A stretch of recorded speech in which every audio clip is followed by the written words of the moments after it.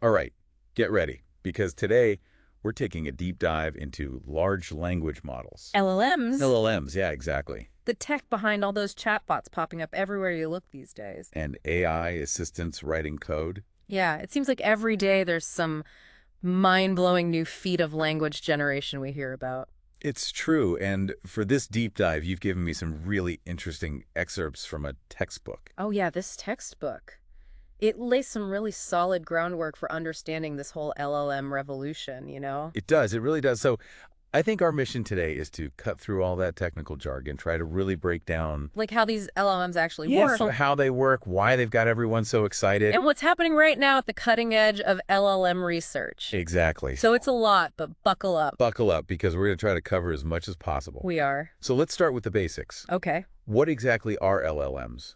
Because, to be honest, they sound a bit intimidating. At their core. Yeah. LLMs are a type of artificial intelligence that's trained on massive amounts of text data. So, like, Think like books, articles, websites, even social media posts. wow. Anything expressed in language. The textbook mentions they can understand and generate human-like text. Right. It almost seems like magic. It does. But if it's not magic, how are they actually doing this? Well, it's the training that really makes the difference. Okay. These LLMs are trained to see the patterns in language. Okay. And by understanding these patterns, they can both interpret the meaning of the text, Uh-huh. but they can also generate new text that follows those same rules. Gotcha. So that's what lets them do things like translation, summarization, Exactly. even writing different kinds of creative content. It is. That's exactly right.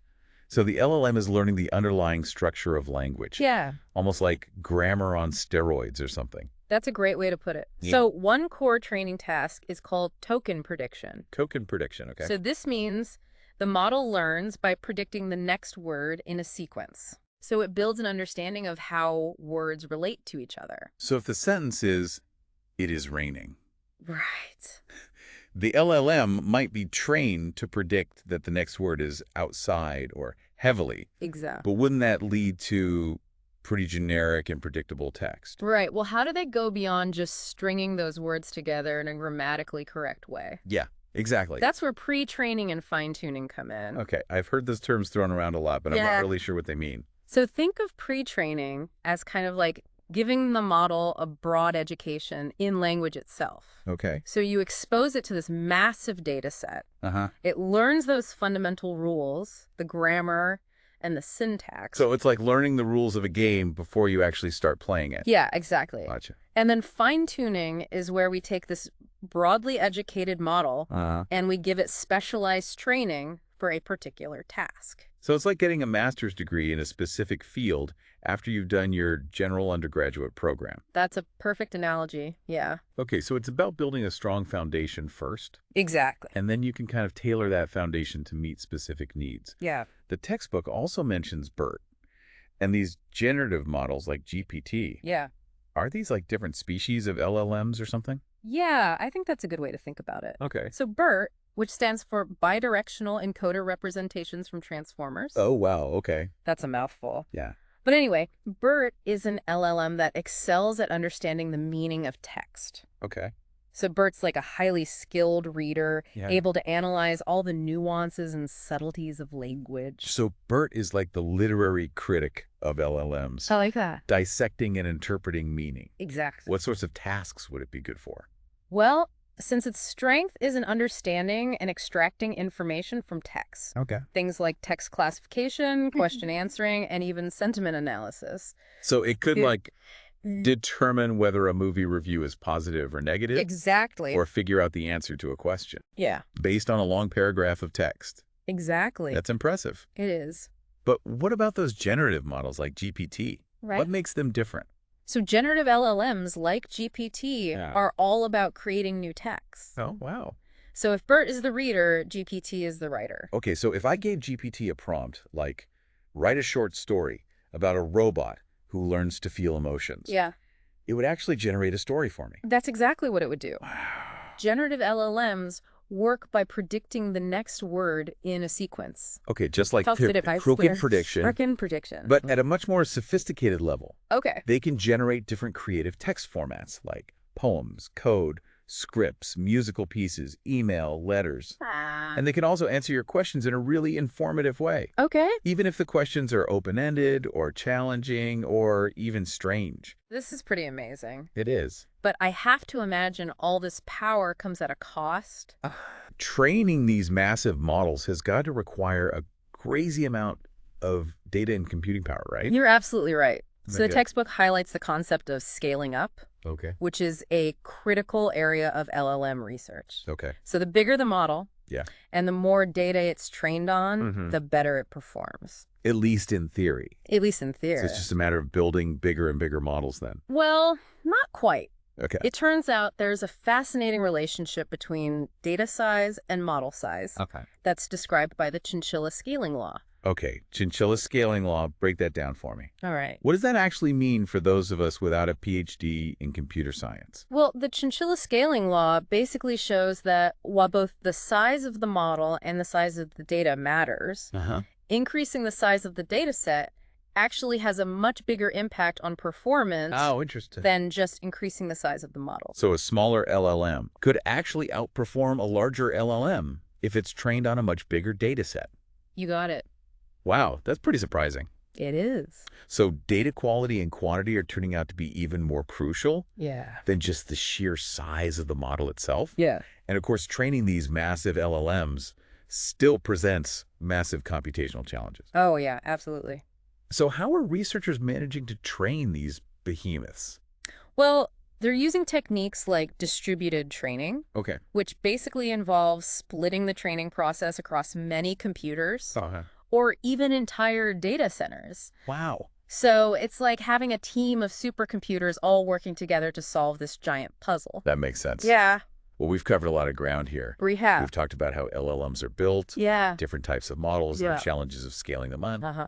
But it seems like it all comes down to how we actually interact with these models. What really. exactly? How do we actually use them? And that is where prompting comes in, Okay, prompting. which we'll explore next, So we've laid the groundwork for understanding what LLMs are and how they work. and how they work. But now let's get to the practical stuff. Okay. How do we actually interact with these models? Right. And more importantly, how do we get them to do what we want? Well, that's where the concept of prompting comes in. Prompting. It's all about how you craft those effective instructions to get the responses you want from LLMs. So it's more than just asking a question. It's about It is. asking the right question in the right way. Exactly. A well-crafted prompt can make a huge difference in the quality and relevance of the LLM's output. Give me the cheat codes. How do I talk to these language machines? Well, there's no guaranteed cheat codes, but there are some strategies that work better than others. Okay. So one type of prompting is called zero-shot prompting. Zero-shot prompting. And it's kind of like giving the LLM a pop quiz. Okay. You provide those instructions without any examples, Oh, wow. and you just see how it performs. That sounds like a bold move. It can be. What if the task is a bit more complex or unfamiliar? Right. Well, in those cases, few-shot prompting can be a little more effective. Few-shot prompting. So this involves giving the LLM a handful of examples to illustrate the task. So it's like giving it a few practice rounds before the big game. It is, exactly. Okay, so it's all about kind of scaffolding that learning process, even within the prompt itself. Exactly. And what's amazing is just how much these LLMs can learn Yeah. from just a few examples. Wow. They're incredibly quick studies. That's really interesting. There's also chain of thought prompting. Chain of thought prompting. And this is where you guide the LLM to break down complex tasks Okay, into a series of smaller steps. so it's like asking it to show its work. It is, exactly. Okay, so you can understand its reasoning process. Exactly. But what about those really long pieces of text? Like we Yeah. touched on this earlier, but it seems like that would be a major challenge for these models. It is. How do they handle something like a long research paper or even a novel?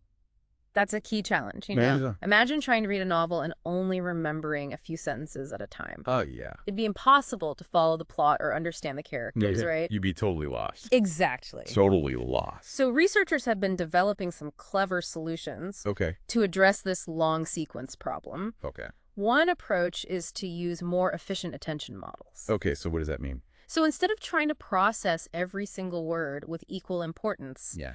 These models can selectively focus on the most relevant parts of the text. So it's about being strategic with the model's attention. Exactly. Okay, So it's like skimming a document for the key points. gotcha. And then there are memory models, Okay, memory model. which give LLMs an external storage space to hold and access larger amounts of information. So it's like giving the LLM a giant notebook Yeah, to jot down important details and refer back to them later. exactly. A great analogy. So it's kind of like having a short-term memory for the current context Yeah, and then a long-term memory for all the background information. that's a really great way to think about it. Okay, and then there are techniques like positional embeddings, Right. which help the LLM understand the order of words in a sequence, Uh-huh. which seems pretty crucial because It is. the meaning of a sentence can change dramatically if you rearrange the words. That's right, yeah. It's like the difference between dog bites man Yeah. and man bites dog. Exactly. Same words, but the order Completely different meaning. changes everything. Yeah. So positional embeddings give the LLM a sense of grammar and syntax, Yeah, so it can understand how the sequence of words contributes to the overall meaning. exactly. That makes sense. But even with all of these techniques, Yeah, there must be limits to how much information an LLM can handle, right? right. Is there a point where these models just get overloaded? That's a great question, and it's something researchers are actively investigating. One approach to dealing with information overload is problem decomposition, Problem decomposition. where you break down a complex task into smaller, more manageable subproblems. Okay, so instead of asking the LLM one big question, you ask it a series of smaller questions exactly. that lead to the answer. Yeah, it's like dividing and conquering a challenging puzzle. Gotcha. So that can be especially helpful for tasks Involving. involving reasoning or multi-step problem solving. Absolutely. Okay. And then there's the concept of self-refinement, Right. where you actually prompt the LLM to improve its own output.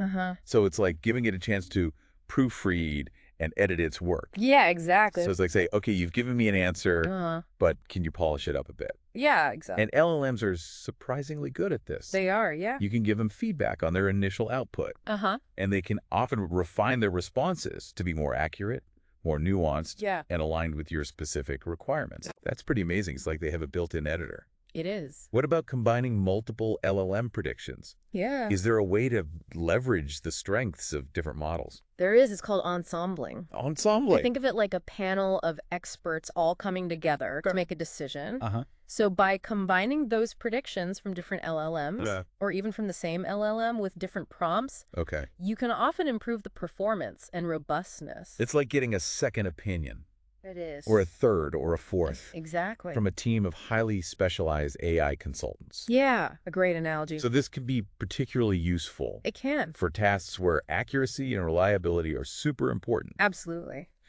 But with all this focus on the power of LLMs, Yeah. we can't ignore the ethical implications, right? Awesome. With all this power comes responsibility. Yes. How do we ensure that these incredibly capable models are used ethically and safely? That's the crucial question. Yeah. The textbook refers to this as the alignment challenge. Alignment challenge. It's about ensuring that LLMs behave in ways that are aligned with human values, Good. ethical principles, and societal norms. So it's not enough to simply build models that are technically brilliant. It's not, no. We also need to make sure they're used for good Yeah, and not for harm. exactly. So one approach to addressing this Yeah. is through instruction alignment, Instructional. where LLMs are specifically trained Right. on data sets that emphasize ethical guidelines Yeah. and responsible behavior. It's like building safeguards into the model itself. Okay, so it's like giving the LLM a moral compass, I like guiding its actions toward ethical outcomes. Exactly. And then there's human preference alignment, Human preference alignment, yeah. which involves training LLMs to generate outputs Yeah, that align with human preferences and values. that's right. This is where techniques like reinforcement learning come into play, They where the model is rewarded for producing outputs that are considered good Mm-hmm. and penalized for outputs that are bad, Right. based on human feedback. Exactly, like training a digital pet.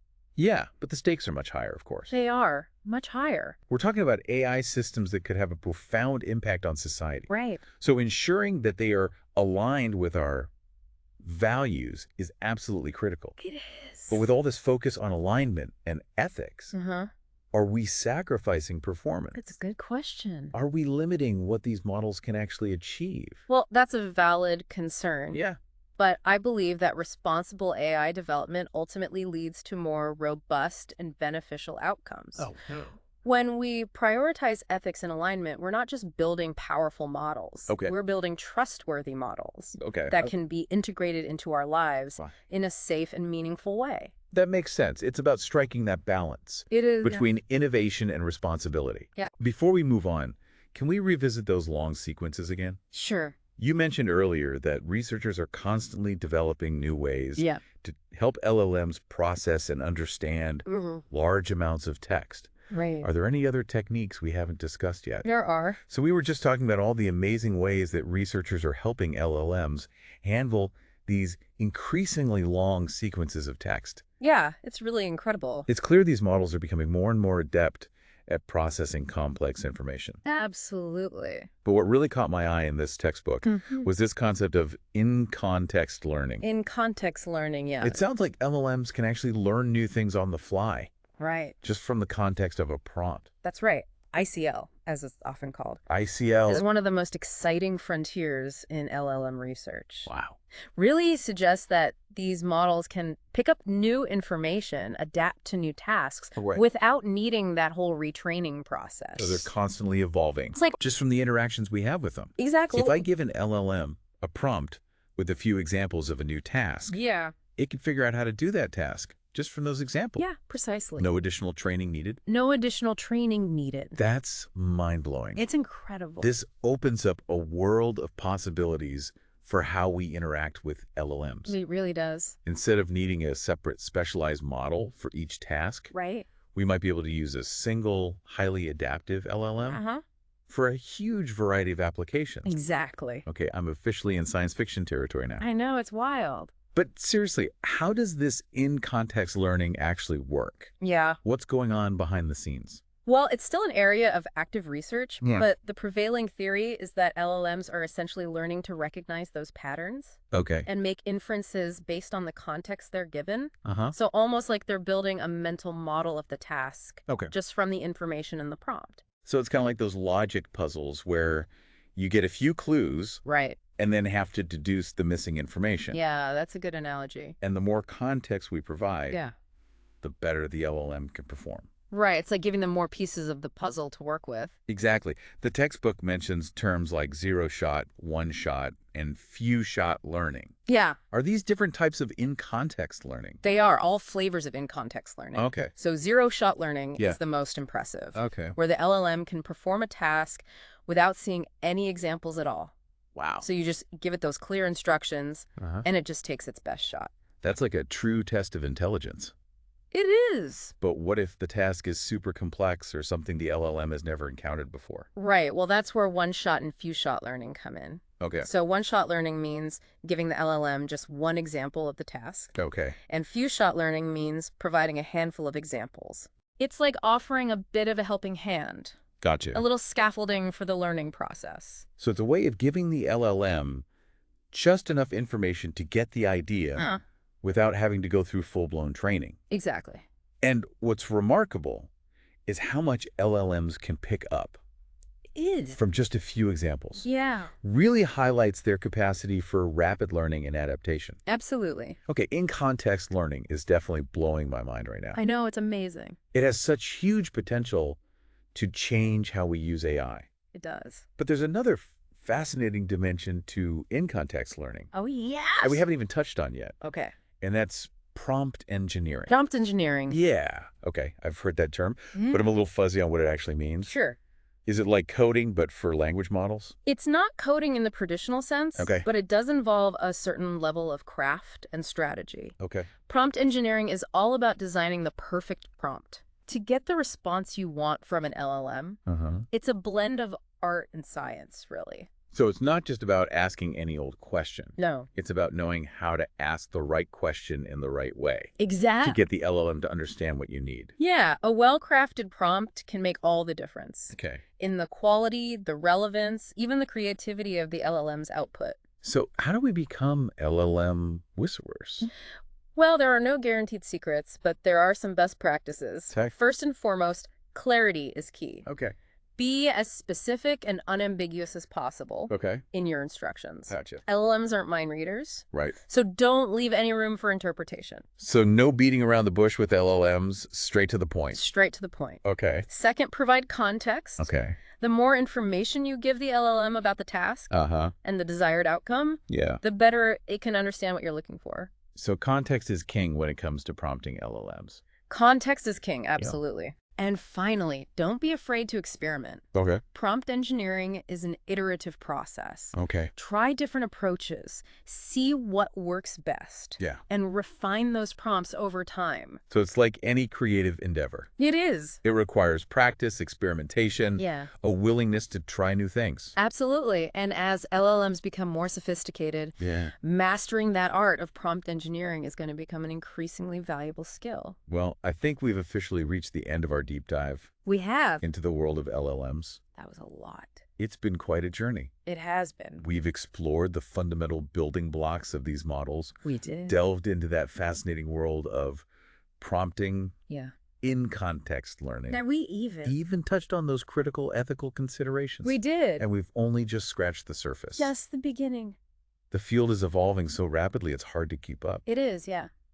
But the core principles that we've talked about today Yeah. provide a really strong foundation They do. for understanding this transformative technology and its potential impact on our world. Absolutely. LLMs are here to stay. It seems like it. And their influence on how we communicate, how we create, and how we solve problems is only just beginning. So as we wrap up this episode, Uh-huh. what's one key takeaway for our listeners? Right. What should they be thinking about as they venture out into this brave new world of LLMs? I think the most important takeaway is that LLMs are not just a technological marvel. Okay. They're a powerful tool for amplifying human creativity and intelligence. Powerful stuff. It is, and by understanding how these models work, learning how to interact with them effectively, and always considering those ethical implications, we can unlock their full potential to shape a better future. Beautifully said. And one final thought for our listeners to ponder. Right. As LLMs get better at understanding and responding to our prompts, Yeah. the line between asking a question and giving a command might start to blur. What does that mean for the future of human-AI interaction? Lots to think about. Something to think about. Mm-hmm.